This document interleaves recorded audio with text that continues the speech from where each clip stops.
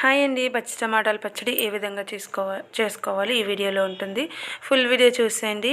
ఈ విధంగా పచ్చి టమాటాలు తీసుకుని ఈ విధంగా చిన్న ముక్కలుగా సైజు కట్ చేసుకొని స్టవ్ పైన బాండి పెట్టి 2 స్పూన్స్ ఆయిల్ వేసుకుని వెల్లుల్లి రెబ్బలు 5 నుంచి 6 పచ్చిమిర్చి ఒక 10 పచ్చిమిర్చి వేసుకొని ఈ విధంగా వేయించుకోవాలి. వేగిన తర్వాత ఒక హాఫ్ కప్ వరకు పల్లీలను వేసుకొని వాటిని కూడా వేసుకొని వేయించుకోవాలి. అలాగే ఒక స్పూన్ జీలకర్రను కూడా వేసుకొని వేయించుకోవాలి. ఈ విధంగా వేగిన తర్వాత ముందుగా కట్ చేసిన పచ్చి టమాటా ముక్కలను వేసుకొని మూత పెట్టి ఒక 5 మినిట్స్ అయితే మగ్గనివ్వాలి.